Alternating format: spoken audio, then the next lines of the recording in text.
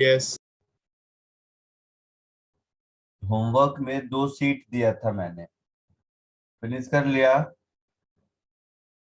हाँ sir. 2 assignment दिए होंगे मैंने होमवर्क के लिए, फिनिश हो गया। Yes sir. उसमें कुछ डाउट पूछना है? Yes sir.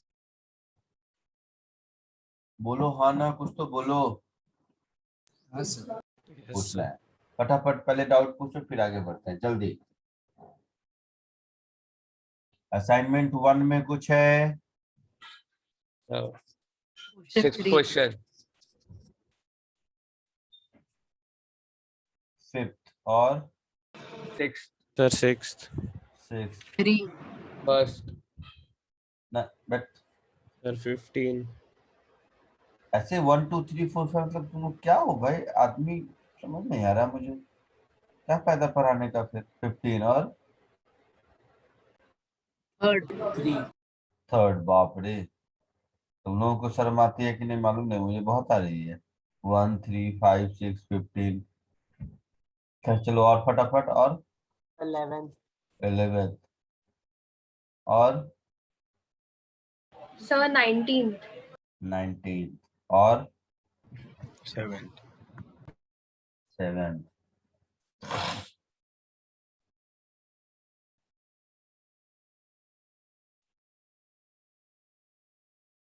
असाइनमेंट 2 में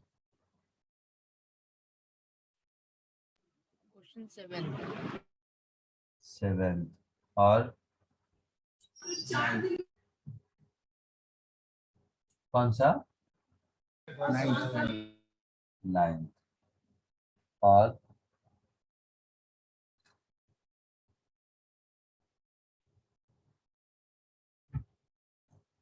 हो गया।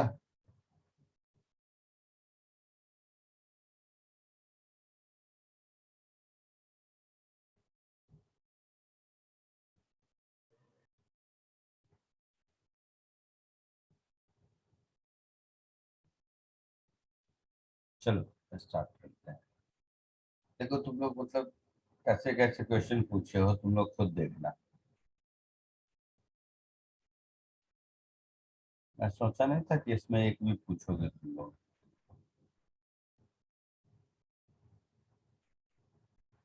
तो देखो assignment 1 first question,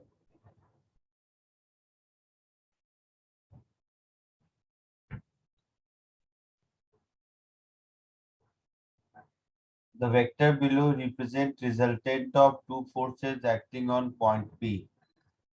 Which of the following pair of vector best represent? ऐसा वैसा तुम लोग खुद बताओ जरा कॉमन सेंस से। फर्स्ट वाले केस में रिजल्टेंट किधर दिख रहा है? इन दोनों पैरेललोग्राम का इधर कहीं होगा। सी में। सेकेंड वाले केस में किधर दिख रहा है? इधर कहीं होगा। थर्ड वाले में किधर दिख रहा है? इधर कहीं होगा। फोर्थ वाले में किधर दिख रहा है? इधर कहीं होगा। अब खुद बता दो कौन सा आंसर है।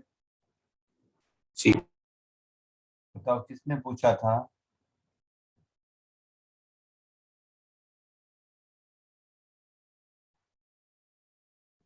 बोल बेटा, जिसने पूछा था आया समझ में? हाँ सर। कुछ नहीं था इसमें। क्वेश्चन नंबर 3,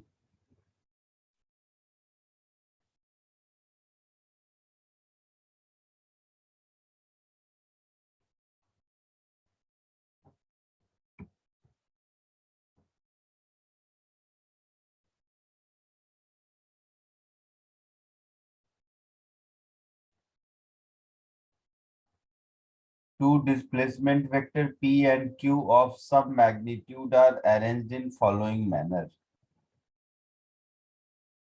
ठीक है। Which of the following are correct regarding the magnitude?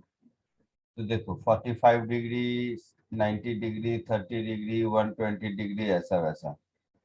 तो फॉर्मूला आपके पास है। है ना।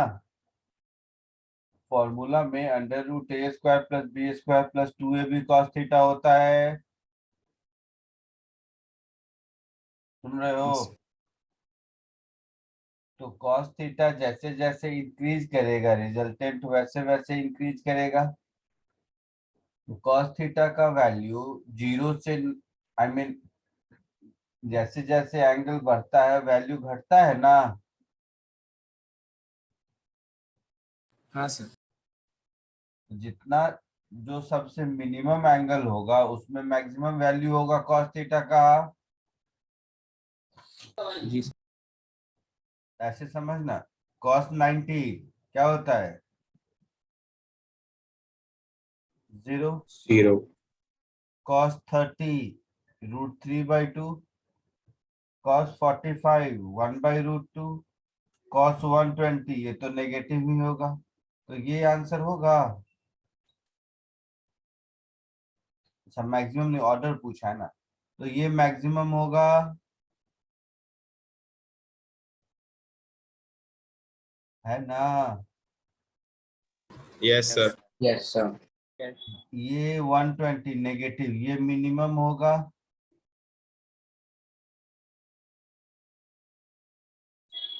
Yes sir. Yes. है ना। उसके बाद इसमें cos थीटा 0 मिलेगा, इसमें cos थीटा 1/√2 मिलेगा, इसमें cos थीटा 0 मिलेगा, इसमें cos थीटा 1/√2 मिलेगा, इसमें cos थीटा √3/2 मिलेगा, और इसमें cos थीटा 120 कितना होता है -1/2 मिलेगा।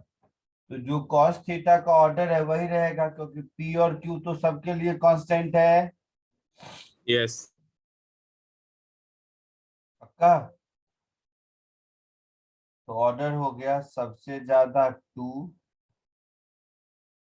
2 के बाद 4, 4 के बाद 3 और 3 के बाद 1। अब देख लो इस ऑर्डर में जो भी होगा आंसर होगा। 2 ग्रेटर देन 1 ये भी करेक्ट है ना। 2 ग्रेटर देन 3 ये भी करेक्ट है। 1 ग्रेटर देन 2 ग्रेटर देन 3 ये रॉन्ग है। 4 ग्रेटर देन 1 ये भी करेक्ट है। तो मल्टीपल करेक्ट आंसर दिया है ए सी एंड डी।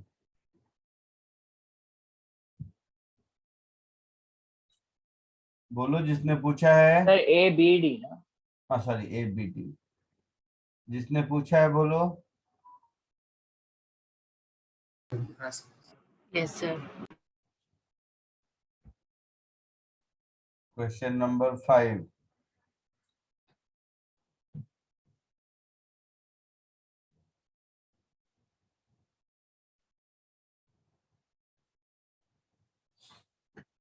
तुम लोगों के इधर भी बारिश हो रही है। Yes sir. Yes, sir. Two vectors of same physical quantity are unequal if they have different magnitude and different direction. They have different magnitude and same direction. They have same magnitude and different direction. They have same magnitude and same direction. तो A, B, C तीनों हो जाएगा। Vector को equal होने के लिए magnitude और direction दोनों सेम होना चाहिए। Yes sir. तो अनइक्वल किस में होगा, फर्स्ट में भी होगा, सेकंड में भी होगा, थर्ड में भी होगा, है ना। आई बात समझ में। Yes sir. फिफ्थ के बाद कौन सा था, कौन कौन पूछा था। तो 1 हो गया, 3 हो गया, 5 हो गया, 6 7। क्या क्या पूछ रहे हो तुम लोग, मैं नहीं समझ पा रहा। 6 और 7, 6 देखो पहले।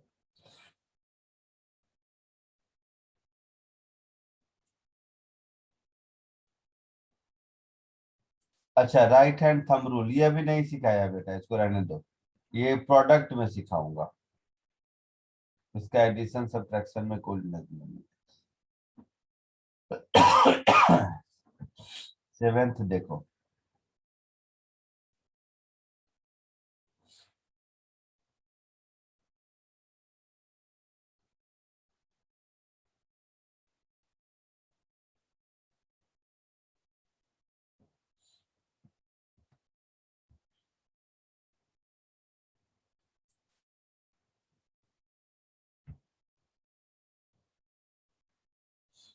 a plus B equal to C and a plus B equal to C. इसका मतलब क्या हुआ कि मैग्नीट्यूड इंडिविजुअल मैग्नीट्यूड का सम है, यही मतलब हुआ ना,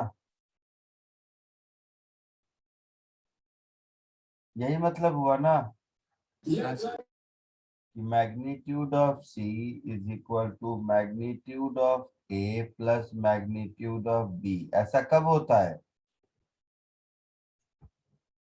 Scalar quantity. जब थीटा 0 होता है,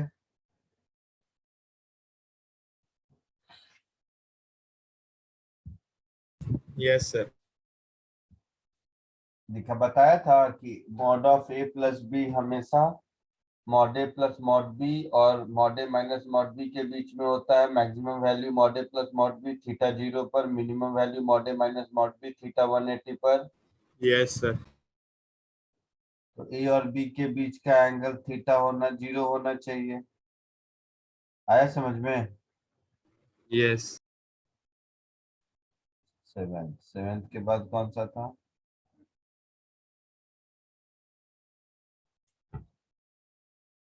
इलेवन, 15, 19। 11, 15, 19 पर आपने 6 नहीं कराया। बोला ना, राइट हैंड थंब रूल हम लोग वेक्टर प्रोडक्ट में पढ़ेंगे, एडिशन तो हाँ सब्ट्रैक्शन में नहीं। सर। भूल गया मैं कौन सा नंबर था। अरे तो इसमें तो 11, 11 15, 19. 11 कहाँ है इसमें 11, 10 ही क्वेश्चन है। तो वो लास्ट असाइनमेंट का डाउट्स पूछा।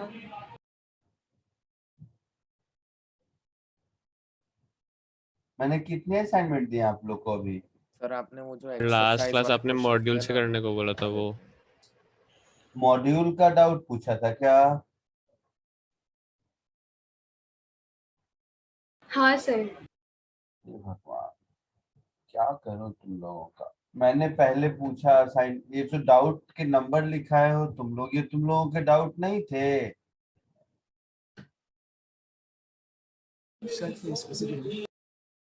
क्या हुआ? मैंने आपको डीपीटी से ही पूछा था, मतलब आपने जो असाइनमेंट दिया।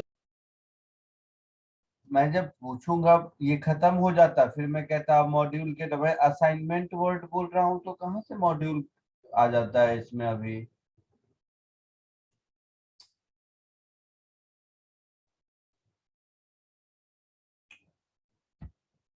बहुत यार तुम लोग। तो 11, 15, 19 इसमें तो है ही नहीं। ये मॉड्यूल के डाउट थे बेटा। हाँ सर, मॉड्यूल के डाउट है। अच्छा, तो मॉड्यूल अभी बस ये खत्म करने के बाद मॉड्यूल पे आते हैं, उसके अलग। असाइनमेंट 1 में किसी को कुछ पूछना है? नहीं, ये 7 और 9 असाइनमेंट का ही पूछा है ना? हाँ सर, हाँ सर, हाँ। ठीक है, तो ये कर लेते हैं, फिर मॉड्यूल भी करेंगे। सर और एक डाउट भी था इसमें से, 6 क्वेश्चन में भी था। 1 में या 2 में? 2 में 2 में। 2 में पूछा, उस समय बताया क्यों नहीं? 6 में चलो, Sir, 3. 3 में चलो, और बोलो। 5. 5।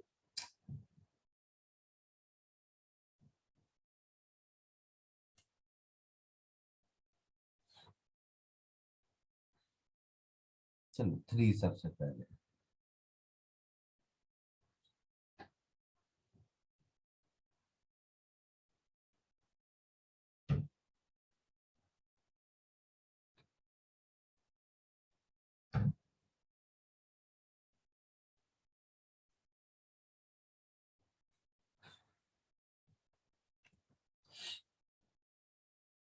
vector A is 2 centimeter long and is 60 degree above x-axis.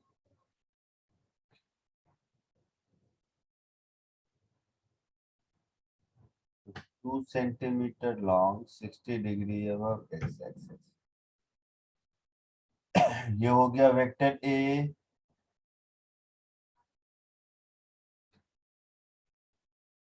और मैग्नीट्यूड ऑफ ए हो गया मेरा 2 सेंटीमीटर.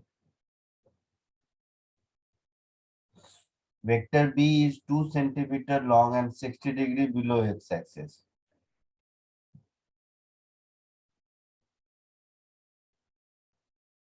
ये हो गया वेक्टर बी और ये एंगल हो गया 60 डिग्री और ये भी हो गया 2 सेंटीमीटर लॉन्ग. ए प्लस बी. पता नहीं क्यों पूछा तुम लोग. इसका पैरेललोग्राम ड्रॉ करोगे इन दोनों का.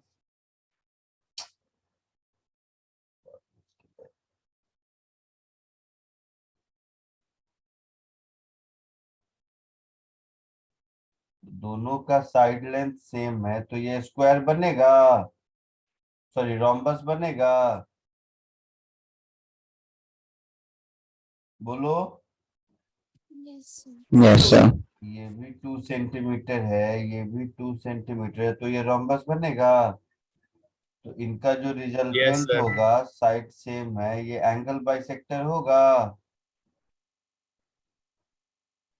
Yes, sir. तो ये 2 सेंटीमीटर, ये 2 सेंटीमीटर, ये 60 डिग्री, तो ये भी 60 होगा, ये भी 60 होगा. होगा ना. Yes, sir. आ गया. तो ये वाला लेंथ कितना होगा. 2 centimeter. ये भी 2 सेंटीमीटर होगा. तो 2 centimetre along positive x axis. आया समझ में. Yes, sir. क्वेश्चन नंबर 3 के बाद 5 6 7 9. 5 6 7 9.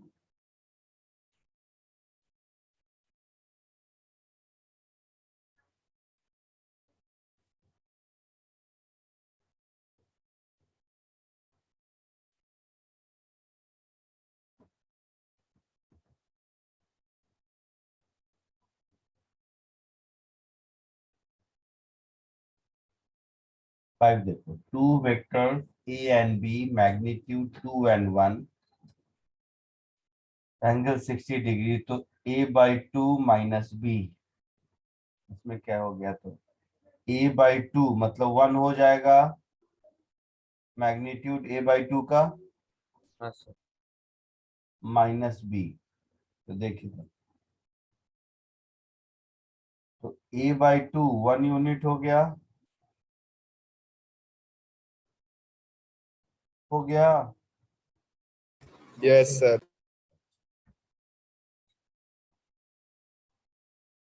बी बी का मैग्नीट्यूड भी 1 यूनिट ही है.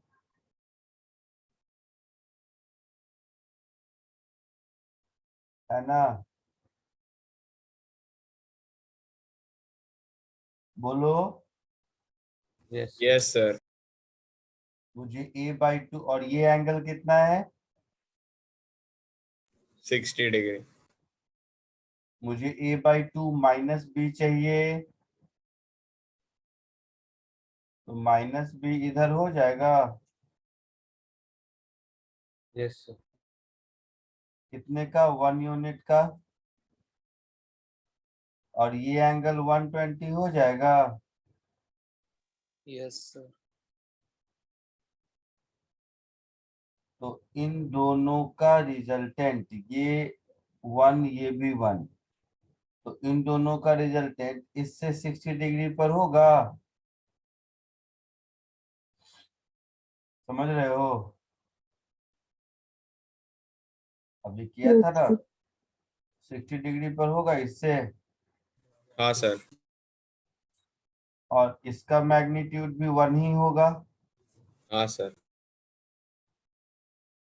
अभी ऊपर देखा था ना, वही सेम क्वेश्चन था. खैर मैग्नीट्यूड नहीं पूछा, इधर होगा एनीवे, ऐसा होगा। Yes, sir. और ये 120 है, इक्वल है, तो इधर से 60 होगा। तो खुद देखो, ये आंसर नहीं होगा, ये आंसर नहीं होगा, ये आंसर नहीं होगा, ये आंसर होगा। सर हाँ बोलो। सर मुझको इसी में डाउट हो रहा है, ये क्या? डायरेक्शन बराबर नहीं ले पा रहा हूँ, मतलब a माइनस बी कब लेना है, a प्लस क्वेश्चन बी में वाला जब समझ रहा है। क्वेश्चन में जब माइनस है तो माइनस लेना है, जब नहीं है तो नहीं लेना है। नहीं सर, मैं ये नहीं समझ पा रहा हूँ कि ये डायरेक्शन कौन सा साइड लेना है। मतलब जैसे a/2 का जो हम लोगों ने ऐसे राइट साइड में कोई डायरेक्शन लिया है। a/2 का डायरेक्शन मैंने नहीं लिया है, क्वेश्चन में दिया हुआ है। हाँ क्वेश्चन- सर वही, हाँ जब क्या? अभी a/2 माइनस बी का हम लोगों को डायरेक्शन निकालना है तो हम लोगों ने लेफ्ट साइड ड्रॉ किया। मेरे को यही थोड़ा कंफ्यूज कर रहा है। बी किधर है? क्वेश्चन में बी दिख रहा है? हाँ सर। किधर? सर राइट साइड में। राइट, तो माइनस बी किधर होगा? अच्छा सर, हाँ समझा। बी अगर राइट है तो माइनस बी लेफ्ट होगा। कौन सा रॉकेट साइंस है इसमें?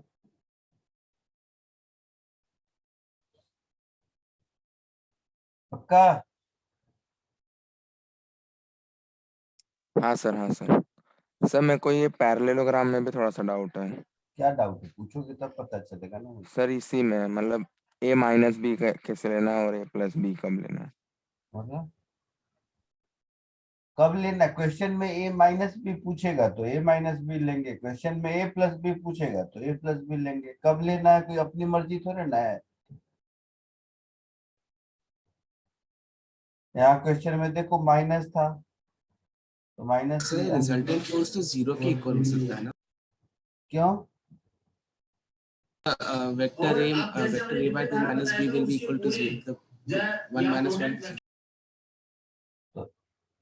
वेक्टर वेक्टर के रिजल्टेंट में एंगल का कोई मीनिंग नहीं होता है। अलजेब्रा के जैसा 1 - 1 0 करेंगे। इसका मतलब एक भी क्वेश्चन पढ़े किए नहीं हो तुम घर में अभी तक, अगर अभी भी ऐसी बात करते हो तो।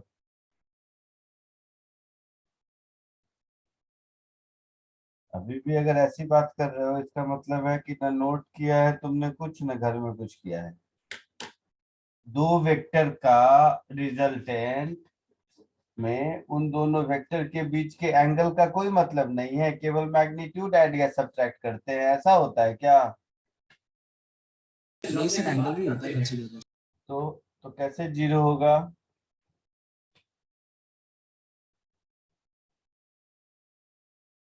Vector a/2 minus vector b।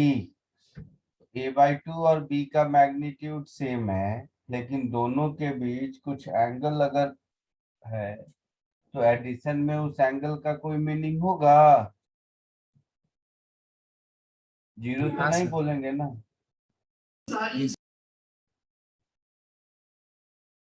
Question number 6. The initial and final velocity of an object are as shown in figure. Which of the which arrow shows in figure can represent change in velocity vector? Similar कहानी है। देखो, initial velocity किधर है? इधर। Final velocity किधर है? कहीं इधर। चेंज इन वेलोसिटी क्या होती है? चेंज इन वेलोसिटी किसको कहते हैं? Sir, V final minus V initial. Final minus initial को चेंज कहते हैं। Yes, sir. तो ये अगर इनिशियल है मतलब इसका उल्टा Minus initial. ये माइनस इनिशियल होगा, और इन दोनों का सम इन दोनों लाइन के बीच में ही कहीं इधर होगा ना। डिपेंड करता है कैसा पैरेललोग्राम बनेगा। ये कुछ होगा फाइनल माइनस इनिशियल, होगा ऐसा कुछ? हाँ सर। तो अब आओ ऑप्शन में। ऑप्शन में देखो, डी नहीं होगा, सी नहीं होगा, बी नहीं होगा, ए हो सकता है आंसर। चमका कुछ? हाँ सर।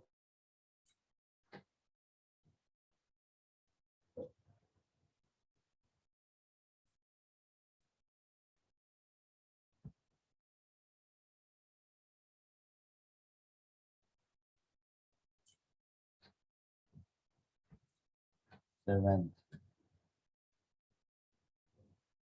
ना चिंदी क्वेश्चन दिया था तुम लोगों को। देखो क्या क्या हो गया, फिफ्थ हो गया, सिक्स हो गया, सेवन, नाइन्थ इसमें कहाँ है जो पूछा है किसी ने?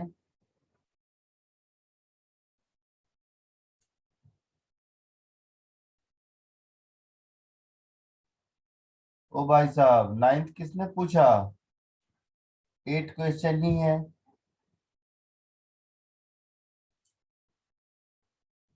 बोलोगे?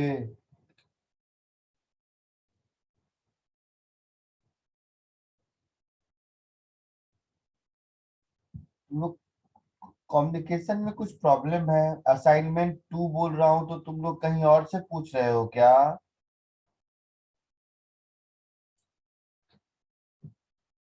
बोलना बेटा, नाइन्थ किसने पूछा? टोटल 8 ही क्वेश्चन दिख रहे हैं मुझे इसमें, नाइन्थ क्वेश्चन तो दिख भी नहीं रहा है क्या इसमें? बोलो।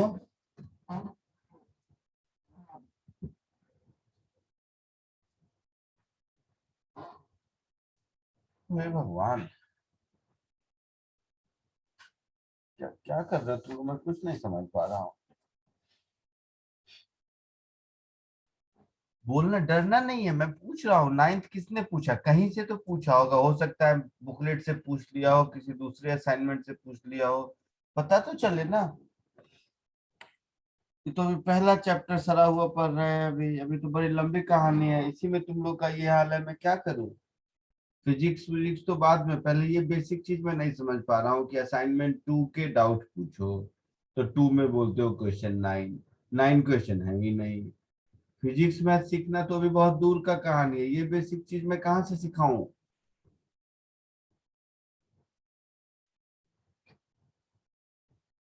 कोई बताएगा नाइन्थ क्वेश्चन कहाँ से पूछा है?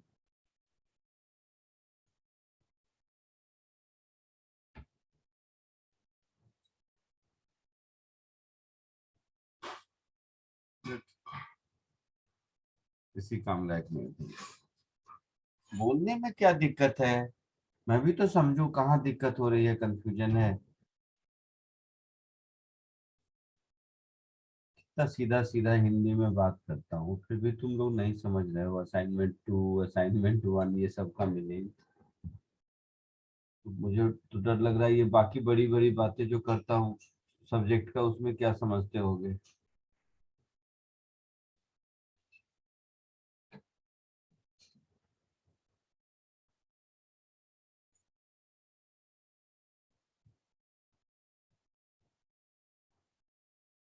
इसने पूछा नाइन्थ, बोल तो सही।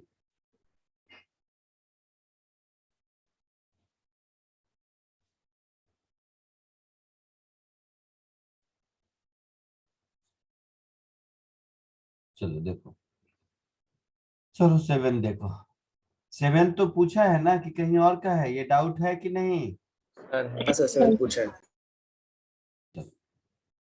ऑप्शन 1 सॉरी पी में F1 plus F2 plus F3 है ना? तो F1 plus F2 plus F3 में देखो,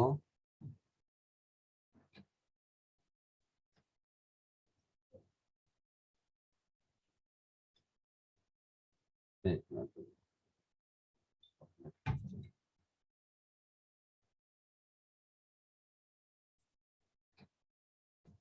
ये F1 plus F2 plus F3 में देखो,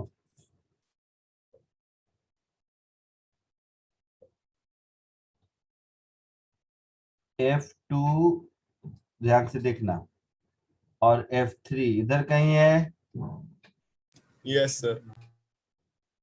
तो F2 प्लस F3 इधर कहीं होगा, यस सर। तो ये हो जाएगा F2 प्लस F3। साथ में किसको, F1 को ऐड करना है। तो अच्छा, सबका मैग्नीट्यूड इक्वल है लिखा है ना, तो इक्वल है तो ये 45 डिग्री होगा। Yes sir. और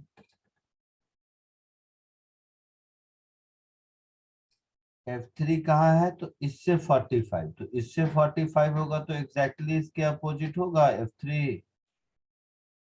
Yes, sir.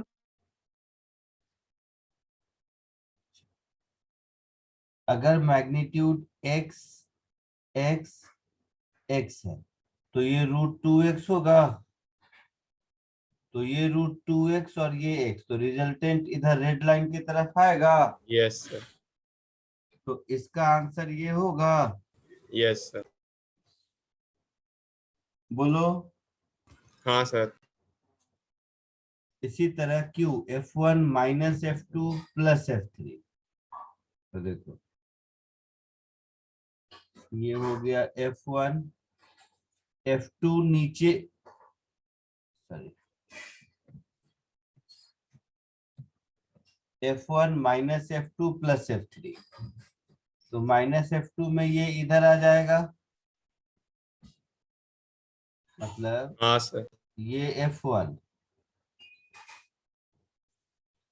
ये माइनस F2 45 डिग्री पर इधर, ये माइनस F2 और ये F3, ये एंगल 45 डिग्री और ये एंगल 90 डिग्री, यही कहानी है। तो इन तीनों को सम करोगे तो ये माइनस F2 और प्लस F3 का इधर आएगा। फिर आ रही है बात समझ में? यस बस। सर। फिर इन दोनों का इन दोनों के बीच में कहीं होगा, इसमें से ये √2x हो गया, ये x हो गया, तो ये इस लाइन से थोड़ा इधर कहीं होगा ऐसे, ये रिजल्टेंट होगा, मतलब इसका आंसर ये होगा। आया समझ में? Yes sir. F1 minus F2 minus F3 हो जाएगा सब, अब या मैं कर दूं? हो जाएगा। हो जाएगा। हाँ, ड्राइंग करना है कुछ हमें। चलो, तो असाइनमेंट 1-2 खत्म हो गया। और कहाँ बुकलेट से डाउट दिए थे क्वेश्चंस, हाँ सर। उसमें कर लियो, पूछना है? हाँ सर, एक्सरसाइज 1 का 11th में डाउट है सर। हाँ, आता हूँ, पहले बुकलेट मॉड्यूल ढूंढो।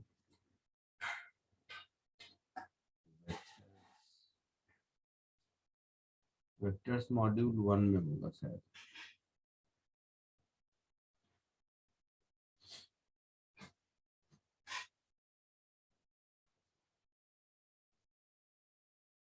हम्म,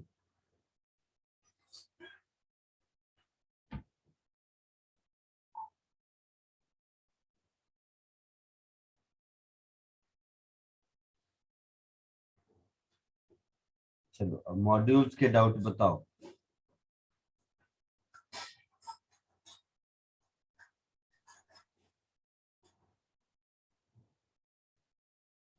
मॉड्यूल में जो होमवर्क दिया था, मॉड्यूल में जो होमवर्क दिया था उसके डाउट बताइए। तो एक्सरसाइज 1 से 6 और 11th वाला। एक्सरसाइज 1 6 11 और Sir, 19th question. 15th. Sir, 14. 6 11 14 15 19 17। 17 भी आ जाओ। चलो, So 7th. Sir, second. 7th, second.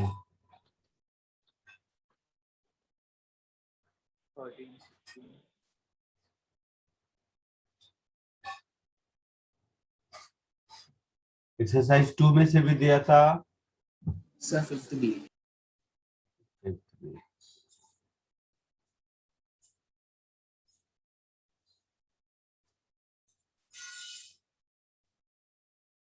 हो गया। एक्सरसाइज 2, 3, 4 कुछ दिया था, उसमें डाउट है? सर 4 दिया था एक्सरसाइज। डाउट है? नहीं sir. नहीं। 2, 5, 6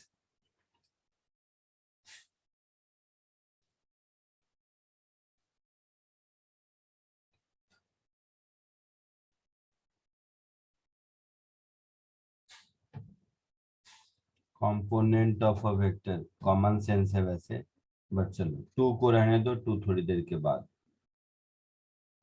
कंपोनेंट ऑफ अ वेक्टर का मतलब तो नहीं समझते हो? क्या समझते हो? जैसे a plus B equal to C है वेक्टर फॉर्म में, a plus B equal to C है अगर वेक्टर फॉर्म में, तो इसका मतलब है कि सी वेक्टर के 2 कंपोनेंट हैं, a और b। खैर चलो 2 बाद में, 2 कंपोनेंट अभी रिजोल्यूशन सिखाऊंगा सब, तो चलो 2 नहीं करो। 2 के बाद है 5, 6 5, 6 5 देखो।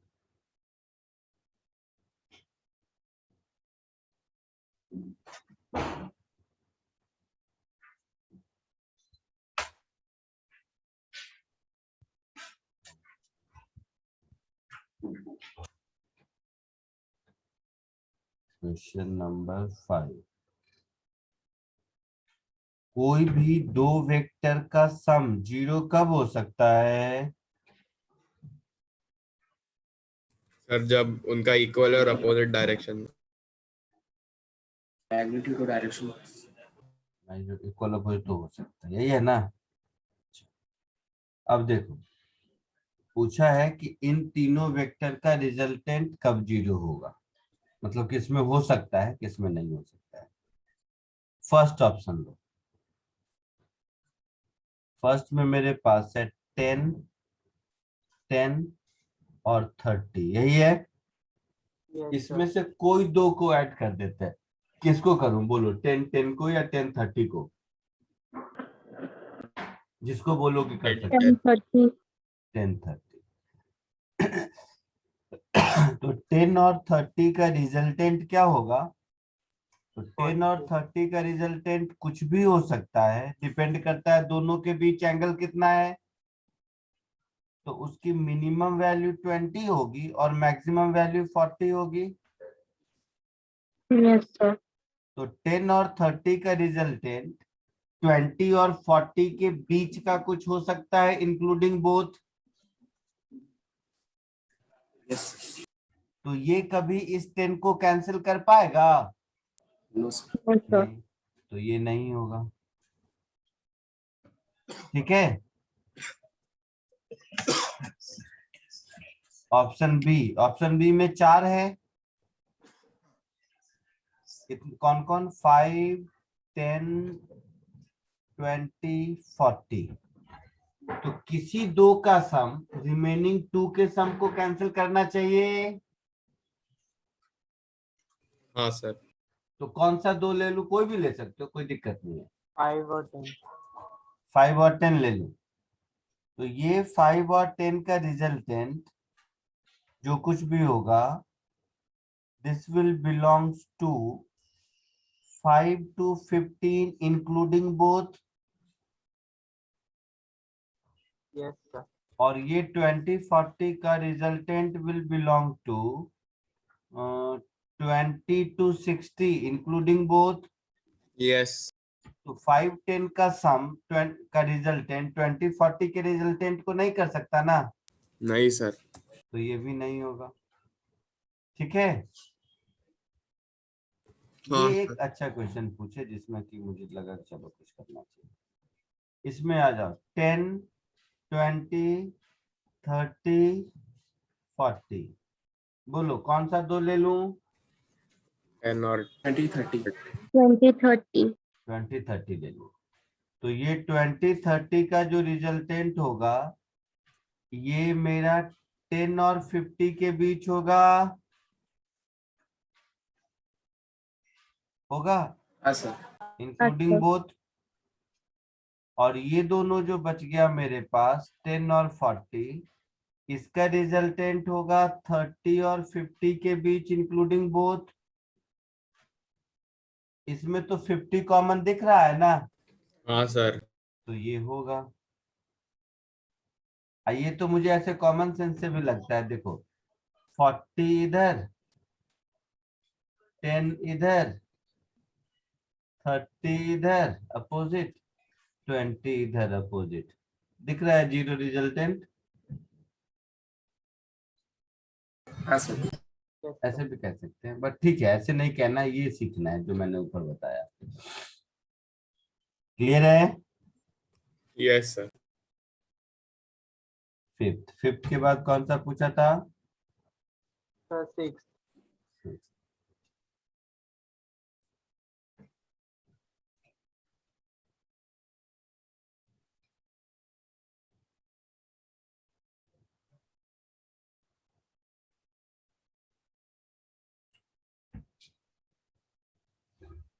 सिक्स्थ भी बहुत अच्छा क्वेश्चन है।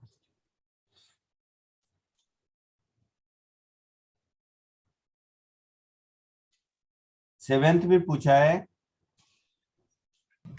Yes sir. सिक्स्थ और सेवेंथ दोनों एक ही बार में कर देता हूँ, इंटर रिलेटेड क्वेश्चन है, ठीक है। सिक्स्थ और सेवेंथ एक ही साथ, अच्छा क्वेश्चन है।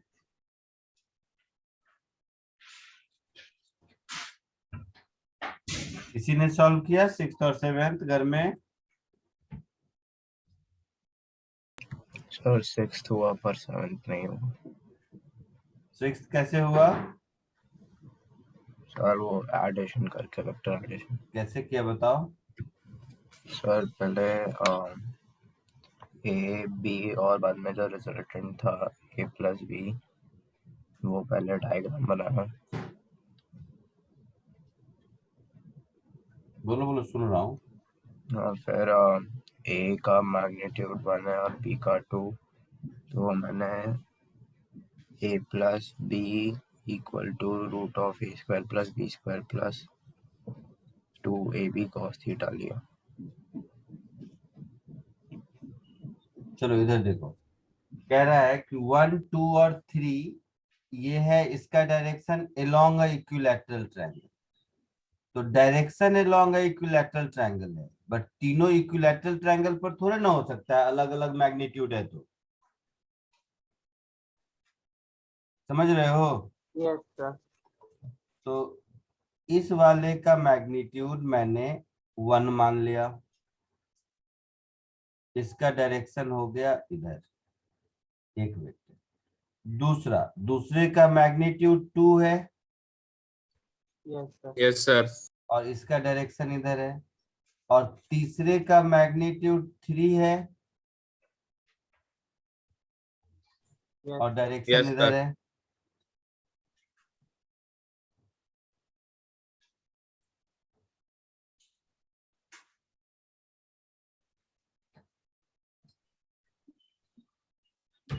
यही मतलब हुआ ना?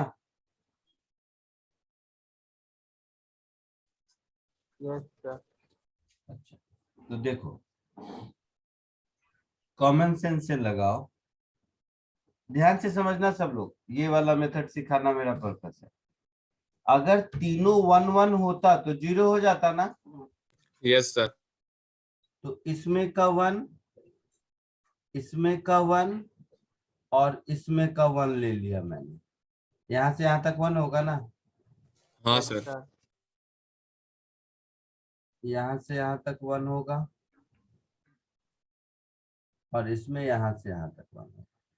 तो ये तीनों 1 मिला के 0 हो जाएगा। Yes, sir. Yes sir. तो ये तीनों 1 मिला के जब 0 हो गया तो क्या बच गया? अब बच गया ये 1, 2 में से 1 चला गया, हाँ सर। और दूसरा क्या बच गया? सर नीचे का 2। तो ये 2 बच गया। Yes, sir. और ये 1 और 2 के बीच का एंगल कितना होगा? 120. 120 तो ये 1 और 2 का रिजल्टेंट चाहिए मुझे, यही मतलब हुआ ना? Yes, sir. तो under root 1 square plus 2 square plus 2 into 1 into 2 into cos 120 degree. Yes sir. Cos 120 degree कितना होता है? -1/2। Minus. तो 1 + 4 - 2 ऐसा कुछ हो जाएगा। cos 120 -½ तो हाँ सर। है ना। तो 4 + 1 5 - 2 √3 यूनिट आंसर होगा। Yes, sir. तो 6th का आंसर हो जाएगा √3 यूनिट। बहुत ही अच्छा क्वेश्चन है ये। तो ये हो गया। बी में पूछा है कि रिजल्टेंट कितना एंगल पर है फर्स्ट वेक्टर से। सब में है फर्स्ट वेक्टर से कितने एंगल पर है, एक ऑप्शन है सेकेंड वेक्टर से कितने एंगल पर है। तो सेकेंड वेक्टर से 120 तो होगा ही नहीं ना। सेकेंड वेक्टर मेरा ये है 120, तो ये आंसर तो नहीं होगा, ऐसे ही कह सकते हैं। तो फर्स्ट वेक्टर किसी से एंगल ढूंढना हो। यहां तक समझ आया? सर नहीं समझा, वो डी ऑप्शन क्यों हटाया? 120 degree with second vector. Second vector कौन सा है? सर ऊपर। तो इससे 120 डिग्री पर रिजल्टेंट हो सकता है कहीं? रिजल्टेंट तो नहीं यहाँ और सर, यहाँ नहीं के होगा। बीच में ही कहीं होगा हाँ ना। सर। हाँ। एनीवे फॉर्मूला, फॉर्मूला मेरे पास tan अल्फा का है। Yes sir. क्या फॉर्मूला है tan अल्फा का? Sir b sin theta upon a plus b B cos sine. theta. mod b sin theta upon mod a plus mod b cos theta. Yes sir. इसमें angle किस vector से मिलता है? Alpha angle किस vector से angle है resultant का इस फॉर्मूले में?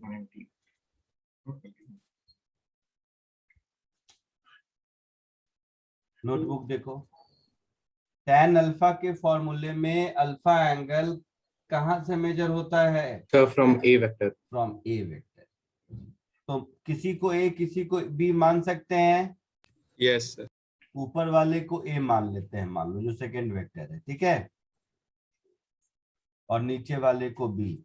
तो बी हो गया मेरा 2 into sine 120 degree upon 1 plus 2 into cos 120 degree. Cos 120 कितना होता है? -1. तो ये इंफिनिटी हो गया, अनडिफाइंड। हाँ सर। मतलब हो गया अल्फा 90 डिग्री। कहां से? हाँ तो सर। वेक्टर ए से। ए हमने किसको माना है? 1 वाले मैग्नीट्यूड को, दैट इज अपने क्वेश्चन के हिसाब से सेकेंड वेक्टर में, है ना। तो वापस यहाँ पर आओ। तो ये 1 वाले से 90 डिग्री पर, तो 1 वाले से 90 डिग्री पर रिजल्टेंट है इधर, यानी कि ये हमारा रिजल्टेंट है जिसका मैग्नीट्यूड √3 हम निकाल चुके हैं। और ये यहां से 90 डिग्री पर है ना, है ना। Yes, sir. अच्छा, तो यहाँ से 90 डिग्री पर है, यहाँ से, यहाँ ऐसे समझो मेन डायग्राम में आओ। तो मेन डायग्राम में यहाँ से 90 डिग्री पर है, यही हुआ ना। Yes, sir. तो इसका मतलब ये एंगल 30 हो गया। Yes, sir. तो फर्स्ट वेक्टर से कितने एंगल पर हो गया? फर्स्ट वेक्टर तो ये है हमारा ना, बोलो। फर्स्ट वेक्टर से सेकेंड वेक्टर 120 पर और सेकेंड वेक्टर से रिजल्टेंट वेक्टर 90 डिग्री पर, तो कितना एंगल हो गया? 120 प्लस 90, 210. 210. तो 210 विथ फर्स्ट वेक्टर आंसर होगा। हाँ सर. Yes. पक्का?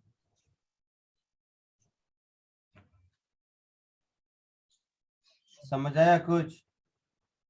Yes, ये sir. 210 वाला नहीं समझा। सेकेंड वेक्टर फर्स्ट वेक्टर से 120 डिग्री एंटी क्लॉकवाइज है, हाँ आया ना?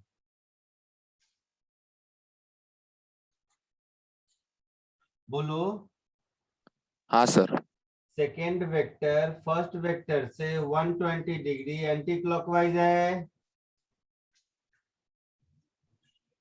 हाँ या ना? हाँ सर। हाँ। और रिजल्टेंट वेक्टर सेकेंड वेक्टर से 90 डिग्री एंटी क्लॉकवाइज है, हाँ या ना? हाँ, sir. हाँ सर। तो रिजल्टेंट वेक्टर फर्स्ट वेक्टर से 120 प्लस 90 एंटी क्लॉकवाइज हो गया। हाँ सर। तो 120 प्लस 90 कितना होता है? 210 सर। आया समझ में जिसने पूछा था? हाँ सर। सर पर वो 90 120 के अंदर नहीं है क्या? क्या 90 जो रिजल्टेंट है वो 120 के अंदर नहीं आएगा?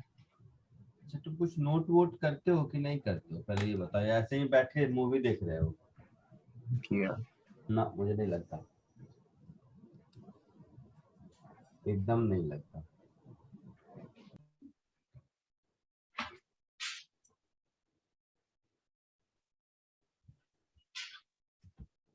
सेकेंड वेक्टर फिर से सुनो, फर्स्ट वेक्टर से एंटी क्लॉकवाइज डायरेक्शन में 120 है, यस सर। तो ये एंटी क्लॉकवाइज डायरेक्शन में, अब एरो भी बना लेता हूँ ऐसे। और रिजल्टेंट वेक्टर सेकेंड वेक्टर से एंटी क्लॉकवाइज डायरेक्शन में 90 है, यस सर। तो ये 120 प्लस 90 210 एंटी क्लॉकवाइज हुआ। अंदर कब होता? जब किसी एक का डायरेक्शन कुछ दूसरा होता। हाँ समझा। अगर ये रिजल्टेंट 90 डिग्री क्लॉकवाइज होता तब इस 120 के अंदर होता ना। हाँ सर समझा। कॉमन सेंस है, थोड़ा दिमाग खोल के साइंस पढ़ा करो भाई। तुम लोग एकदम स्कूल जैसा आराम से सोचो कि बैठ के मूवी देख रहे हैं और समझ आ जाए, ये मुश्किल है जेईई प्रिपरेशन में। ये कौन सा था? 7th।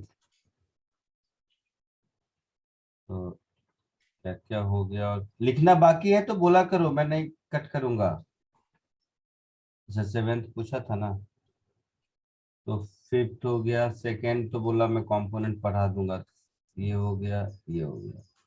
अब बच्चा 11 14 15 17 19। ठीक है,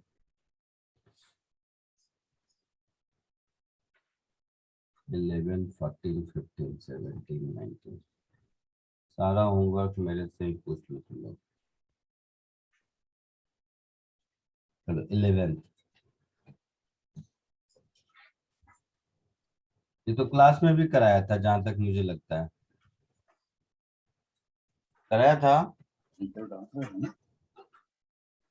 11th 1 क्लास में कराया था, याद आ रहा है कुछ?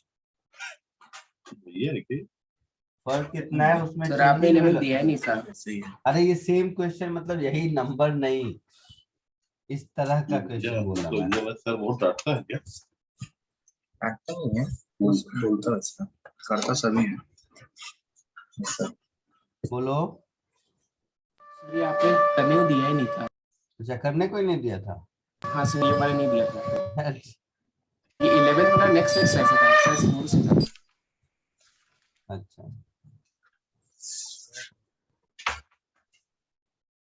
कोई नहीं, फिर भी बता देता हूँ। लीजिए, a particle moving east with velocity 5 metre पर सेकेंड। तो ईस्ट में जा रहा है 5 मीटर पर सेकेंड से।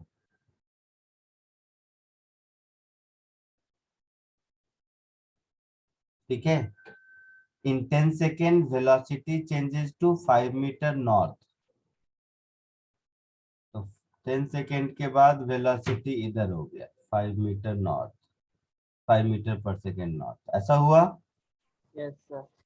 तो ये हो गया मेरा इनिशियल वेलोसिटी वेक्टर और ये हो गया मेरा फाइनल वेलोसिटी वेक्टर। मेरे से क्या पूछा है? डेल्टा v अपॉन टी का magnitude. Delta v upon T पूछा है। Yes, sir. तो t तो 10 सेकेंड दिया है, डेल्टा v निकल जाएगा तो हमारा काम चलेगा। Yes. Yes, sir. तो delta v change in velocity का मतलब हो गया final velocity minus initial velocity. Yes. तो फाइनल तो हो गया मेरा इधर नॉर्थ, हो गया। Yes, sir. और इनिशियल अलोंग ईस्ट है, मतलब माइनस इनिशियल अलोंग वेस्ट होगा। Yes, sir. Yes, sir. हो गया माइनस इनिशियल। तो v final minus v initial किधर होगा? इधर होगा। Northwest. और ये 5 है और ये भी 5 है, तो ये 5√2 होगा। Yes, sir. तो मुझे चाहिए था डेल्टा v अपॉन टी, ऐसा। तो डेल्टा v का मैग्नीट्यूड हो गया 5√2, Yes, sir. टाइम हो गया 10 सेकेंड और डायरेक्शन किधर हो गया? Northwest. North west. तो 5 2 जा 10, √2 से √2 तो 1/√2 हो गया। Yes, sir. हाँ, यूनिट sir. क्या हो जाएगा? मीटर पर सेकेंड स्क्वायर। और डायरेक्शन किधर? तो नॉर्थ वेस्ट। आया समझ में? Yes, sir.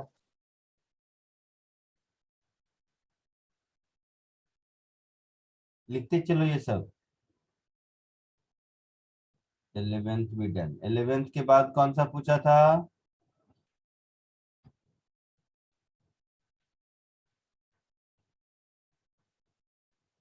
इलेवेंथ के बाद कौन सा पूछा था? पूछ के भूल गया। ये भी मैं ही बता दूंगा।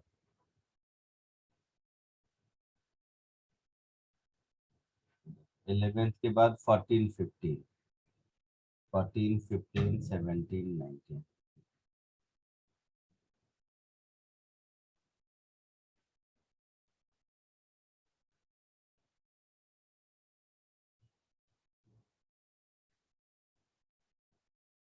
फोर्टीन्थ अगर देखोगे तो सिमिलर क्वेश्चन अभी मैंने सॉल्व किया है, जो ट्रायंगल में 1 2 3 था। याद आ रहा है? ओ भाई साहब, Yes, sir. तो जरा इसको कोशिश करो खुद से। अभी के अभी नहीं होगा तो फिर तो मैं बता ही Answer दूंगा। ये है।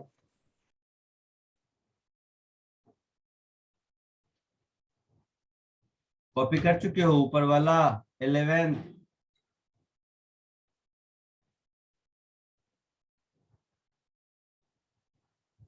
Yes, sir.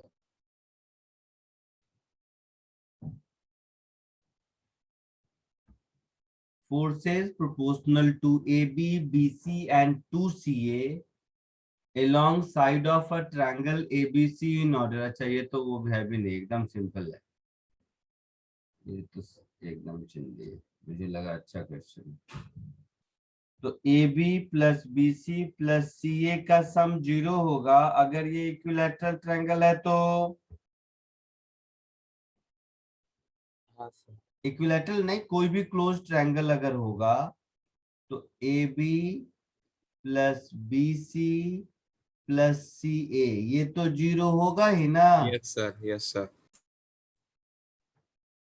लेकिन मेरे से पूछा है ए बी बी सी और 2CA, है ना? तो ए बी बी सी और 2CA को मैं CA प्लस CA लिख दूं, हाँ सर। ये तो 0 हो गया, हाँ सर। तो बच क्या गया? CA। हाँ सर। हाँ CA। सर। Next 15th।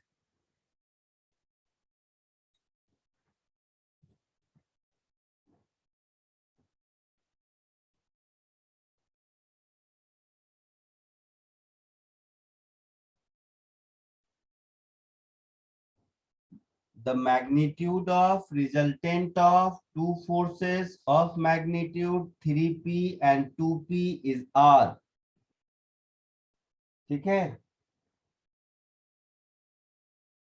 तो 3P और 2P का रिजल्टेंट R है। Yes sir. घर में किया है किसी ने? हाँ सर। आया है आंसर? सर गलत है। गलत है। So R square is 3P square plus 2P square plus twice of 3P into 2P into cos of angle between them. Yes sir. तो ये हो गया R square is equal to 9P square plus 4P square plus 12P square cos theta, yes. that is P square common, 13 plus 12 cos theta is R square. यहां तक कोई दिक्कत? बोलो। नहीं सर। नहीं sir. Now if the first force is doubled, मतलब ये 6P हो गया, yes sir. Magnitude of resultant also doubled, तो 2R हो जाता है। हाँ सर। तो इसका मतलब हो गया नेक्स्ट पार्ट में कि 2R का square is equal to 6P का स्क्वायर, दूसरा वाला तो वही रहेगा, 2P का square plus 2 into 6P into 2P into cos theta, हाँ या ना? हाँ सर। हाँ सर। तो ये मुझे क्या मिल गया? 4R square is equal to 36P square plus 4P square plus 24P square cos theta. So 40 plus 24 cos theta into P square is 4R square. यही हुआ?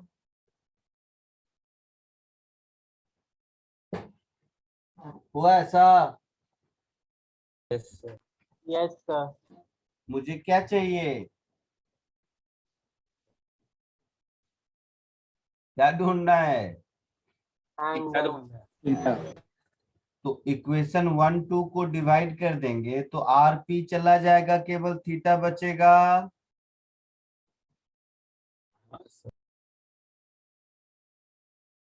तो 2 में 1 से डिवाइड कर दो, तो 4 is equal to 40 plus 24 cos theta divided by 13 plus 12 cos theta, आया ना?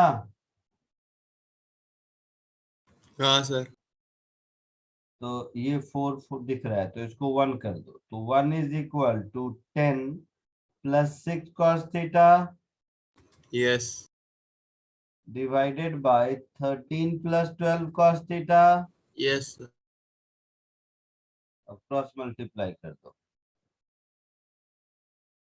So 13 plus 12 cos theta is 10 plus 6 cos theta. Yes, sir.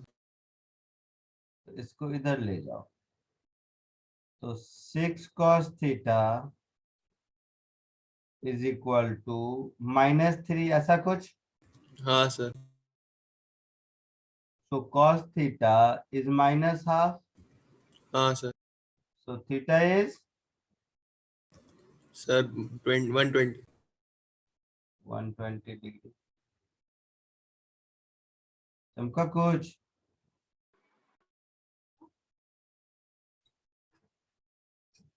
Copy कर लो इसको.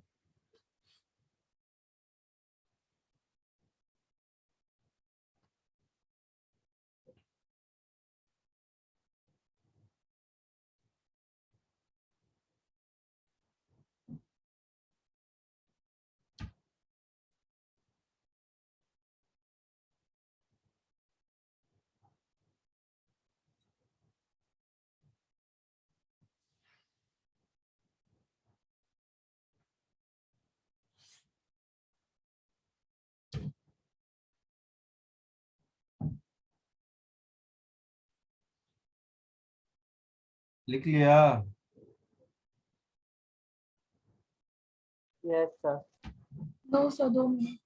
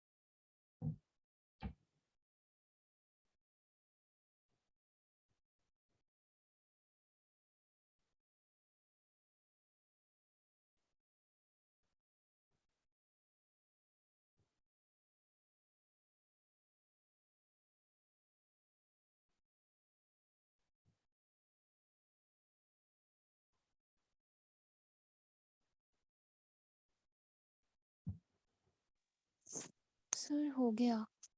हो गया? Yes. Yes sir. नेक्स्ट कौन सा पूछा? 17th किसने पूछा? Yes. देख तेरा खून पी जाऊंगा मैं. ये सेम क्वेश्चन क्लास में नहीं कराया हूं मैं? हाँ सर करा है. दो मेथड से Yes, sir. 2 डिफरेंट मेथड से सेम क्वेश्चन, उसमें भी यही यू वी यही सब था शायद, था ना? Yes. बोलो क्यों पूछा? मतलब नोटबुक में लिखते नहीं हो कि क्या है, मुझे नहीं पता. इससे वर्स्ट केस सिनेरियो क्या हो सकता है? एक सर नोटबुक में क्वेश्चन. लिखा भी एक बार आ नहीं रहा ना. मतलब क्या हुआ? सॉल्व करो आ नहीं रहा आंसर वापस. तो नोटबुक देखा? हाँ सेम सर देखा. क्वेश्चन को 2 डिफरेंट मेथड से, वही नोटेशन यू वी सब कुछ वही है, नया कुछ भी नहीं है.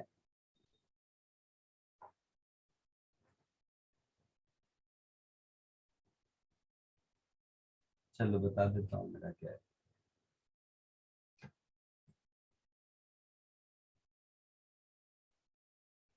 The resultant of two vector u and v is perpendicular to vector u. तो देखो ये है वेक्टर u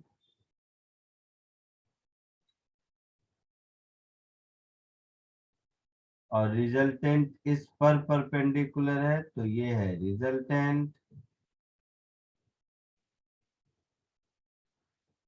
तो ये अगर रिजल्टेंट है मतलब u प्लस v वेक्टर है.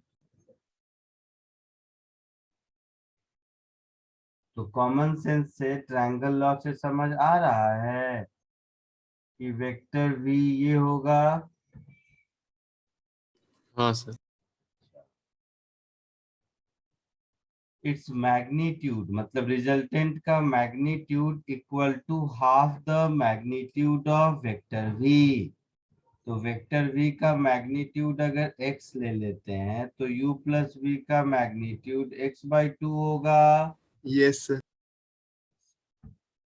ये एंगल अगर थीटा है तो इस ट्रायंगल में साइन थीटा p/h 1/2 लिख सकते हैं। Yes sir. मतलब थीटा कितना हो गया 30 डिग्री। 30 डिग्री। तो u और v के बीच का एंगल कितना हो गया सर 150। u वेक्टर इधर v इधर तो u और v के बीच का एंगल ये होगा ना हाँ sir. 180 degree minus theta that is 150 degree answer.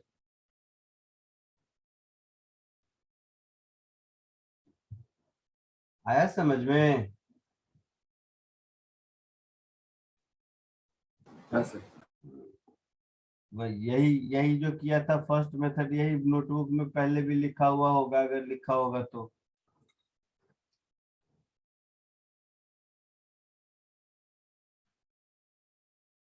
Next is 19th।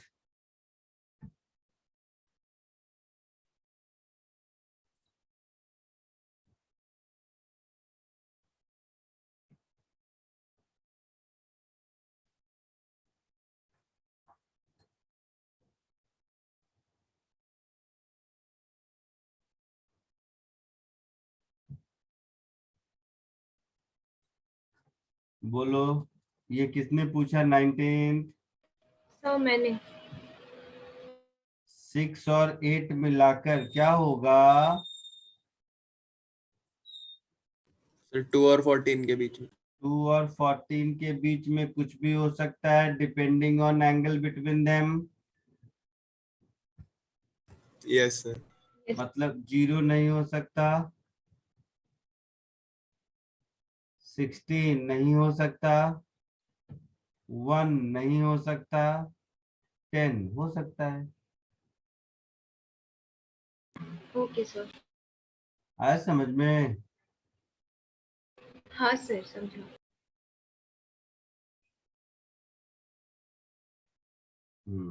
सो 17 19 दोनों हो गया। और बोलो और किसी को कुछ बच गया डाउट होमवर्क का। बोल बोल डर मत मेरे चिल्लाने से मत डरो।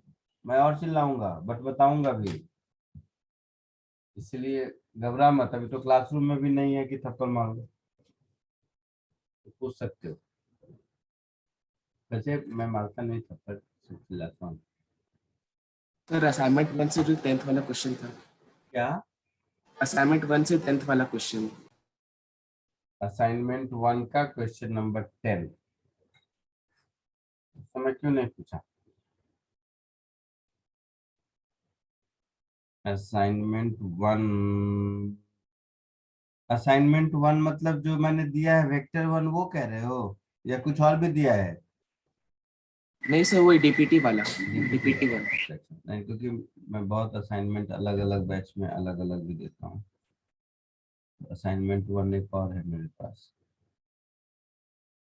Question number 10। हाँ सर। ओके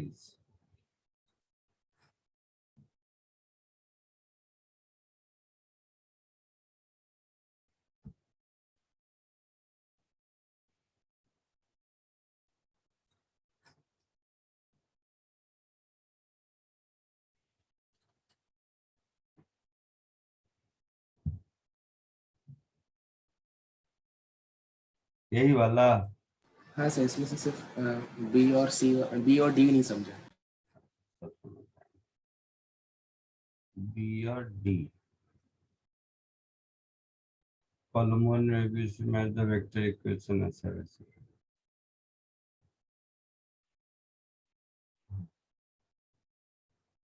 तो ए वेक्टर इधर बी इधर C A plus B equal to C इसमें क्या है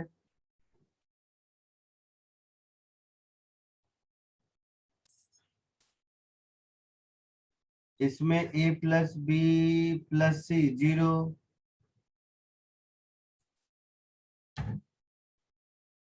सर हम लोग टेल टू हेड जोड़ते हैं कि टेल टू टेल जोड़ते हैं वेक्टर्स का? ये हेड टेल छोड़, कॉमन सेंस। एक आदमी या 1 से 2 गया, 2 से 3 गया, मतलब फाइनली 1 से 3 गया। हाँ सर। मतलब 1 to 2 और 2 to 3 का रिजल्टेंट 1 to 3 है। Common sense. ये हेड टेल क्यों दिमाग में कचरा रखने का, समझा कि नहीं? हाँ हाँ।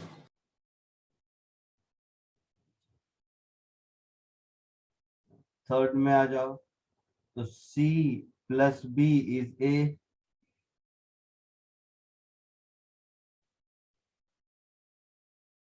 इसमें आ जाओ, C plus A is B।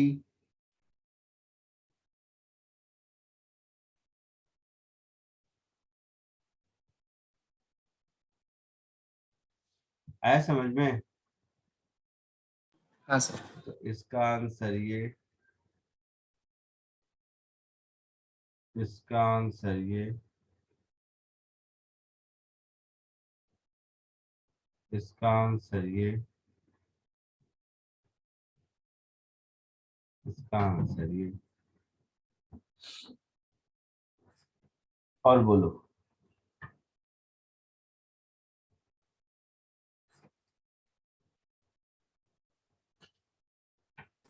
Sir आप एक बार मॉड्यूल का फर्स्ट एक्सरसाइज का 4th क्वेश्चन दिखा सकते हैं? तो नहीं दिखा सकता। Module first exercise question number 4। नहीं बेटा, ये अभी नहीं सिखाया है मैंने। अच्छा ठीक है सर। होमवर्क दिया था क्या? नहीं तो हाँ सर, दिया था आपने वो। दे दिया था। तो आईजे नहीं सिखाया हूँ, आज सिखाऊंगा।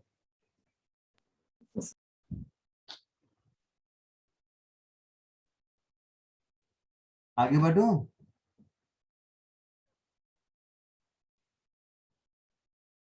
हाँ सर। आगे एक कॉन्सेप्ट सीखते हैं आज, यूनिट वेक्टर।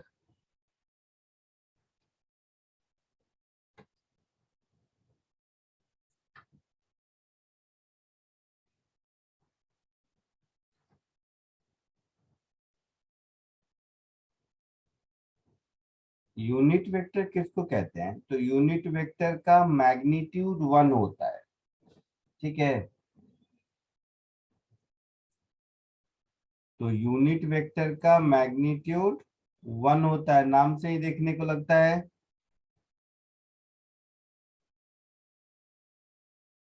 बोलना। Yes sir. तो यूनिट वेक्टर का मैग्नीट्यूड 1 यूनिट होता है। दूसरा, इसका यूज क्या होता है? तो डायरेक्शन बताने में,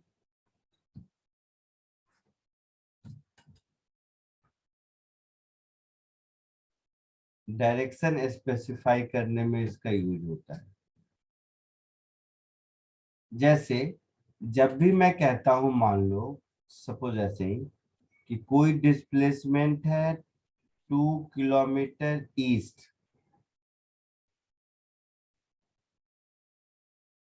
तो इसका मतलब क्या है कि इसका मैग्नीट्यूड 2 है ना, 2 किलोमीटर। यस इसका मतलब, और डायरेक्शन ईस्ट है, तो इसको हम ऐसे लिखते हैं, 2 मल्टीप्लाइड विथ 1 किलोमीटर ईस्ट। यही मतलब हुआ ना? तो ये हो गया आपका यूनिट वेक्टर। ये मतलब सिर्फ डायरेक्शन देता है ना? मतलब 1 किलोमीटर ईस्ट के यूनिट वेक्टर को हम 2 से मल्टीप्लाई कर दिए तो मुझे एस वाला वेक्टर मिल गया। इसका यही मतलब होता है। बोलो। Yes sir. अरे ये जस्ट एक एग्जांपल समझाने वाला भी है। तो इसका मतलब हम ये कह सकते हैं कि कोई भी वेक्टर ए है, तो this A is magnitude of A multiplied with unit vector along A.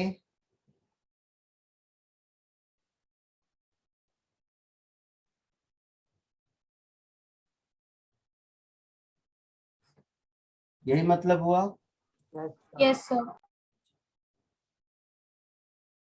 तो यहाँ कॉमन सेंस से मुझे एक फॉर्मूला बोलो या जो बोलना है बोलो, कॉमन सेंस में तो बोलता हूँ। एक ऐसा मिल गया मुझे, ए कैप, इसको यूनिट वेक्टर कहते हैं, is equal to magnitude of A divided, sorry, A vector divided by magnitude of A vector. मतलब किसी भी वेक्टर को उसके मैग्नीट्यूड से डिवाइड कर दोगे तो तुम्हें उस वेक्टर के का डायरेक्शन मिलेगा, दैट इज तुम्हें उस वेक्टर के अलोंग यूनिट वेक्टर मिलेगा। तो ए कैप को हम लोग प्रोनाउंस करते हैं यूनिट वेक्टर अलोंग ए।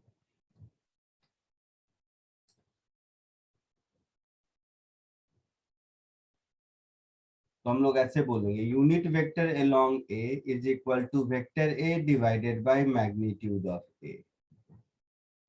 ये कॉमन सेंस समझ आया? Yes, sir.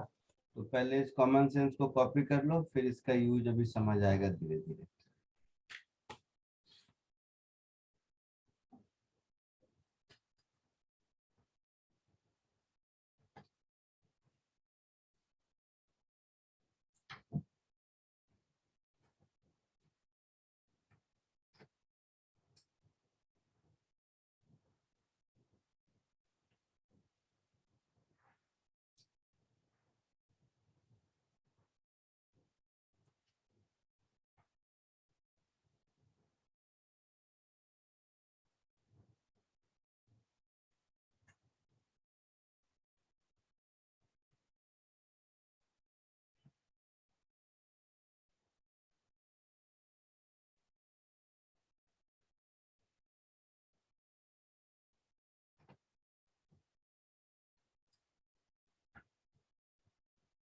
आगे बढ़ो। नहीं सर, 2 मिनट।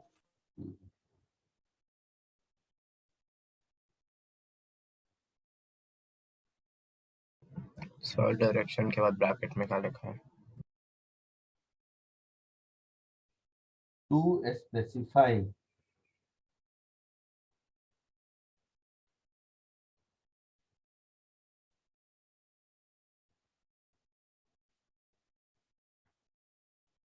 Done sir.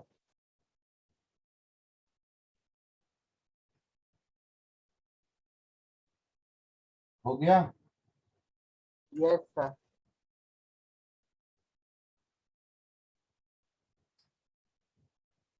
सबने लिख लिया?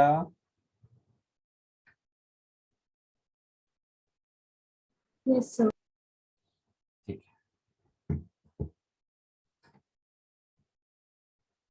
अब देखो, किसी चीज का डायरेक्शन हम लोग नॉर्मल भाषा में ज्योग्राफी में बोलते हैं तो क्या बोलते हैं कि 5 मीटर पर सेकेंड से ईस्ट में जा रहा है, या 10 मीटर पर सेकेंड से 30 डिग्री नॉर्थ ईस्ट जा रहा है, ऐसा कुछ।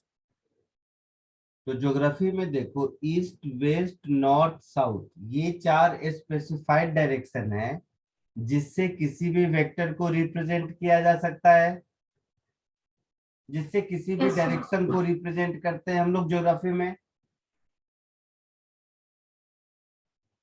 है ना। ज्योग्राफी में कोई भी डायरेक्शन को ईस्ट वेस्ट नॉर्थ साउथ, ये 4 डायरेक्शन में रिप्रेजेंट कर सकते हैं ना। Yes, sir. Sir. तो ज्योग्राफी के हिसाब से मैं जस्ट समझा रहा हूँ, वेक्टर से कोई लेना देना नहीं है इसका। ये 4 यूनिट वेक्टर हुए। Unit vector along east capital E, unit vector along west capital W. तो इस तरह से 4 डायरेक्शन होते हैं, 4 डायरेक्शन होते हैं ज्योग्राफी में। फिजिक्स में 3 डायरेक्शन होते हैं, क्योंकि ज्योग्राफी में वेस्ट को माइनस ईस्ट नहीं कहते ना, समझ रहे हो। ज्योग्राफी में वेस्ट को माइनस ईस्ट नहीं कहते ना, तो उसकी वजह से 4 हो जाता, नहीं तो 2 ही होता। ईस्ट और नॉर्थ कहते, साउथ को माइनस ईस्ट कह देते। एनीवे, तो फिजिक्स में मुझे 3 डायरेक्शन स्पेसिफिक अगर मुझे मिल जाए तो मैं दुनिया के किसी भी वेक्टर को रिप्रेजेंट कर पाऊंगा। वो 3 स्पेसिफिक डायरेक्शन क्या है? तो वो 3 स्पेसिफिक डायरेक्शन है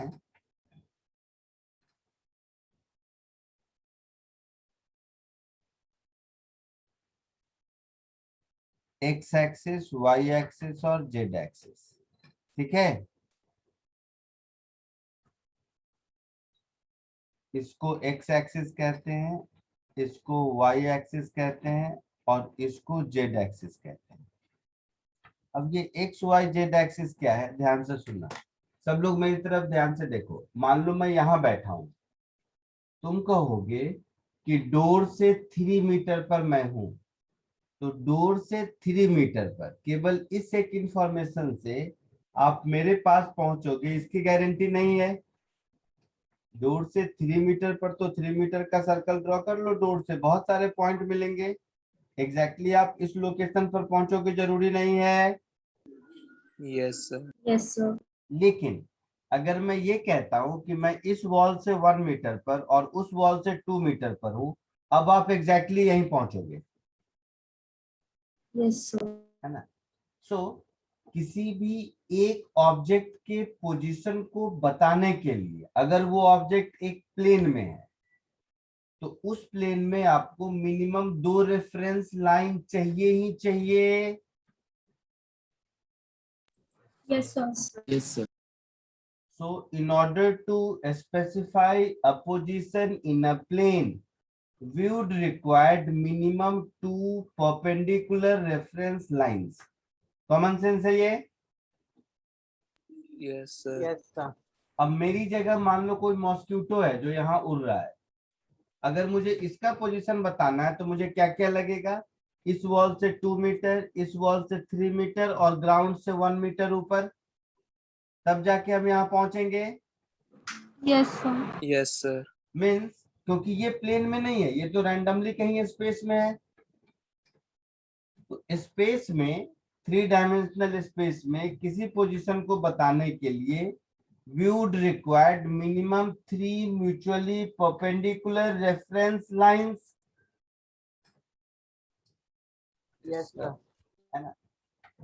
तो इसका मतलब है दुनिया का कोई भी डायरेक्शन या दुनिया का कोई भी पोजीशन हम a set of 3 mutually perpendicular lines के रेस्पेक्ट में बता सकते हैं। Yes, sir. तो ये set of 3 mutually perpendicular lines को हम लोग एक्स एक्सिस, वाई एक्सिस और जेड एक्सिस कहते हैं। क्लियर? So Z भी perpendicular है. हाँ, जेड एक्स और वाई दोनों के परपेंडिकुलर है। Okay, sir. जैसे ये मान लो मोबाइल फोन है, एक सेकेंड होल्ड करो।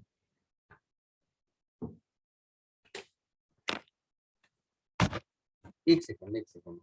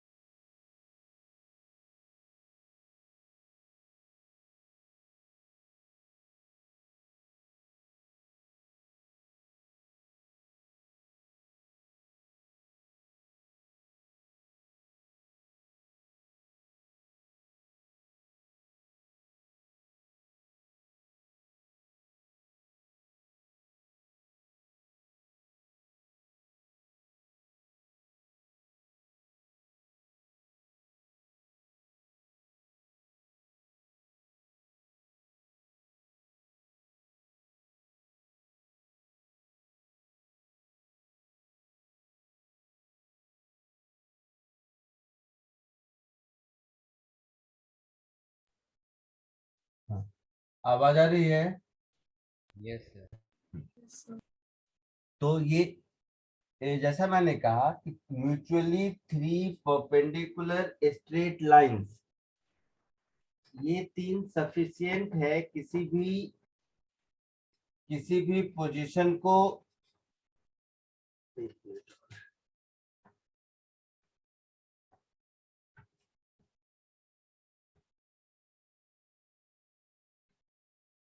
तो ध्यान नहीं दिया, उधर खिड़की खुला हुआ था, मेरे प्रिंटर वगैरह के ऊपर पानी आ गया।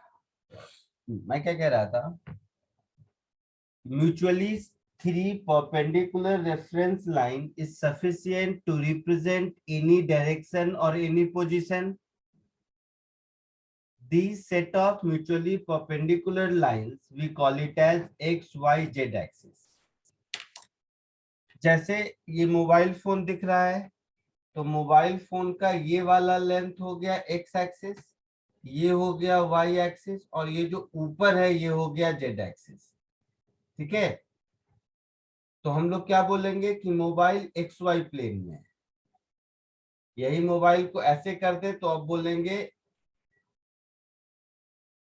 ये X, ये Y, ये Z, तो अब बोलेंगे इसको XZ प्लेन में है। समझ रहे हो? Yes sir. Yes sir. अच्छा, तो ये तो समझाने का लैंग्वेज हो गया। फिजिक्स के लैंग्वेज में एक्स डायरेक्शन के अलोंग जो यूनिट वेक्टर होता है उसको हम लोग आई कैप कहते हैं।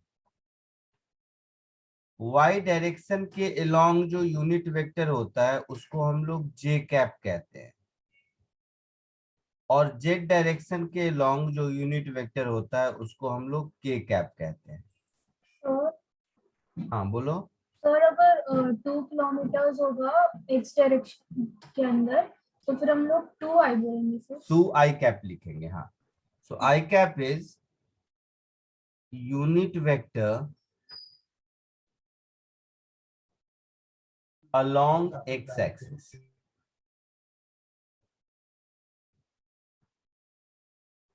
जे कैप को बोलेंगे unit vector along y axis.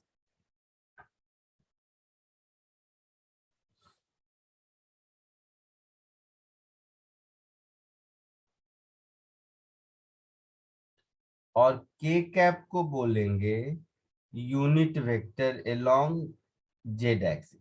ये कन्वेंशन है, वर्ल्ड वाइड हर जगह इसको हम लोग फॉलो करते हैं। कैसे? वर्ल्ड में कहीं भी चले जाओ तो नॉर्थ, ईस्ट, वेस्ट, साउथ का सिंबल यूज होता है ना, वो यूनिवर्सली एक्सेप्टेड है। ईस्ट, वेस्ट, नॉर्थ, साउथ का direction yes sir. Universally accepted है ना। Yes sir. ठीक वैसे ही ये आई कैप, जे कैप और K cap universally accepted direction है। तो इसको हम लोग बोलते हैं set of 3 quantity I cap, J cap, के कैप को यूनिवर्सल यूनिट वेक्टर। आई बात समझ में? Yes sir. अब जैसे नॉर्थ, ईस्ट, वेस्ट, साउथ ये सब यूनिवर्सली एक्सेप्टेड है, फिर भी हम लोग कह देते हैं कि ये स्टेशन की ओर जा रहा है ऐसा कुछ, या ये बस डिपो के लॉन्ग जा रहा है, या ये फलानी जगह जा, ऐसे हम लोग बोल देते हैं। हम लोग जनरल लाइफ में थोड़ा ना वो north, east, west, south follow करते हैं। तो जब भी वैसे बोलना होगा, किसी स्पेसिफिक डायरेक्शन को रिप्रेजेंट करना होगा हम लोगों को without I cap, J cap, के कैप, तब हम लोग इस यूनिट वेक्टर को, किसी भी वेक्टर के लॉन्ग यूनिट वेक्टर, ये जो ए कैप है इसको यूज करेंगे। तो ये ए कैप को लोकलाइज कहीं भी यूज कर सकते हैं, और आई कैप, जे कैप, के कैप ये यूनिवर्सली एक्सेप्टेड यूनिट वेक्टर है। क्लियर है यहाँ तक? Yes sir. तो जल्दी इसको कॉपी कर लीजिए। यूनिट वेक्टर से बचा हुआ है कॉपी करना? नहीं सर। सर हाँ बोलो। सर इसमें कैप का मतलब क्या होता है? वो ऊपर सिंबल है, सिंबल। जैसे अगर एरो लगाए थे तब तो वो वेक्टर रहता, किसी के ऊपर केवल कैप लगा हुआ है मतलब समझ जाएंगे कि ये यूनिट वेक्टर है, मैग्नीट्यूड इसका 1 ही होगा। ठीक है सर। किसी के ऊपर कैप का सिंबल है, वो यूनिट वेक्टर को रिप्रेजेंट करता है, मतलब उसका मैग्नीट्यूड 1 ही होगा।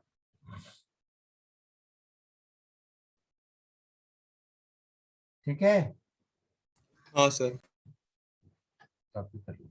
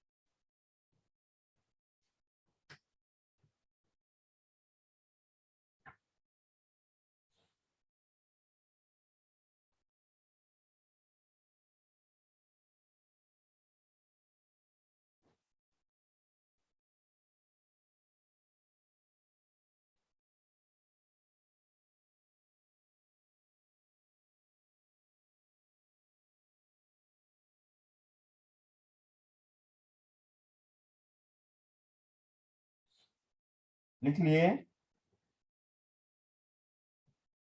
Yes, sir. हो गया सबका? Yes, sir. Yes, sir. अब किसी भी वेक्टर को यूनिट वेक्टर में रिप्रेजेंट कैसे करते हैं, इक्वेशन कैसे लिखते हैं, ये आगे पढ़ना है। ये हम लोग नेक्स्ट क्लास में पढ़ेंगे। ये अगले 5 मिनट में होगा नहीं, प्रॉपर इसको 1 आवर चाहिए। तो ये हम लोग नेक्स्ट क्लास में पढ़ेंगे। आज के लिए इतना ही रहने दो। चलो bye. Thank you sir. Bye sir. Thank you, Thank you, sir. Thank you sir. Fourth question next lecture के बाद ही अटेम्प्ट करें ना? हाँ हाँ, नेक्स्ट के बाद। और होमवर्क आज के लिए होमवर्क मतलब अटेम्प्ट करने के लिए और क्वेश्चन चाहिए तो मेरे पास बहुत है, उसकी दिक्कत नहीं है। प्रॉब्लम यह है तो कि मॉड्यूल में से नहीं करना है क्योंकि अभी मॉड्यूल में से अभी नहीं करना है, Okay. मॉड्यूल आप में कुछ- से नहीं करना है। एडिशनल असाइनमेंट चाहिए, मेरे पास बहुत है, मैं दे दूंगा। दिक्कत यही है कि फिर अगले क्लास में बैठ के कहोगे ये बताओ वो बताओ, सब मैं ही बताऊंगा तो फिर टाइम जाएगा। तो इतना, बट एडिशनल प्रैक्टिस के लिए बहुत क्वेश्चन है, मैं दे दूंगा, घबराओ मत।